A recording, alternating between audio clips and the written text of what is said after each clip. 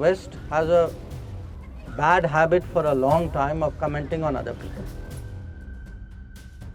विदेश मंत्री एस जयशंकर ने एक बार फिर पश्चिमी देशों को आड़े हाथों लिया है। भारत के आंतरिक मामलों में दखल देने और अनाप शनाप बयानबाजी करने पर जयशंकर ने जमकर खरी खोटी सुनाई है। जयशंकर ने कहा कि पश्चिमी देशों को लंबे वक्त से दूसरों पर टिप्पणी करने की बुरी आदत रही है।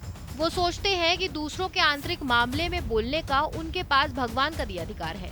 दरअसल हकीकत तो ये है कि पश्चिमी देश अक्सर ये भूल जाते हैं कि उनके अपने देश में भी कमोबेश वही हालात हैं, वही मुद्दे हैं जिन पर वो टिप्पणी करते हैं।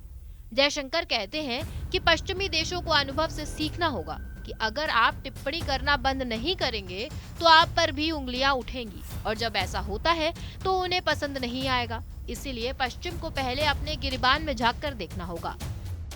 We can have our arguments, but when in our arguments you actually invite the world to come and comment. बता दें कि विदेश मंत्री एस जयशंकर बेंगलोर में आयोजित मीट एंड ग्रीट कार्यक्रम में शिरकत करने पहुंचे थे।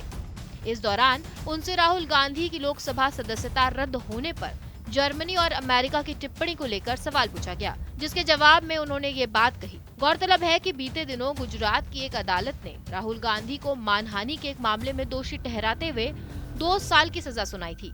उसके बाद संसद ने उनकी लोकसभा सदस्यता भी रद्द कर दी थी।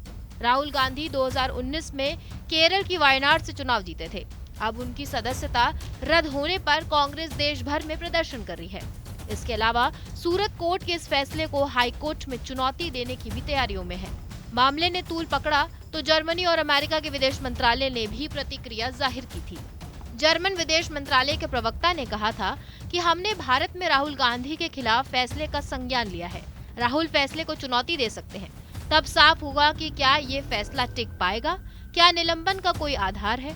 जर्मनी को उम्मीद है कि न्यायिक स्वतंत्रता के मानक राहुल गांधी के खिलाफ कार्रवाई पर लागू होंगे, जबकि अमेरिकी विदेश मंत्रालय के प्रवक्ता वेदांत पटेल ने कहा था कि कानून के शासन और न्यायिक स्वतंत्रता का सम्मान किसी भी लोकतंत्र की आधारशिला है।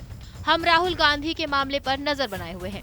अभिव्यक्ति की स्वतंत्रता और लोकतांत्रिक मूल्यों के प्रति हमारी साझा प्रतिबद्धता है। इन टिप्पणियों के बाद कांग्रेस बीजेपी ने एक दूसरे पर जमकर निशाना साधा। जब भी तानाशाही इस देश में आई, एक क्रांति आई, क्रांति। Rahul Gandhi is morally so corrupt. Rahul Gandhi सोचते हैं कि वो कॉन्स्टिट्यूशन से भी ऊपर है। जहां कांग्रेस ने जर्मनी को उसके बयान के लिए शुक्रिया कहा, तो बीजेपी ने आरोप लगाया कि कांग्रेस भारत के अंदरूनी मामलों में दखल देने के लिए विदेशी शक्तियों को आमंत्रित कर रही है। विदेश मंत्री एस जयशंकर ने भी राहुल गांधी पर निशाना साधा। उन्होंने कहा कि आप लोगों को अपने ऊपर कमेंट करने के लिए आमंत्रित करते हैं, फिर लोग टिप्पणी करना शुरू कर देते हैं तो आपको बुरा लगता है।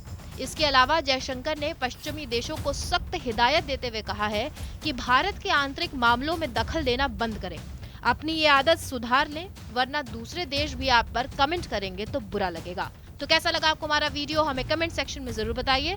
बाकी देश और दुनिया से जुड़ी तमाम बड़ी खबरों के लिए सब्सक्राइब करिए हमारा चैनल TV9 भारतवर्ष डिजिटल।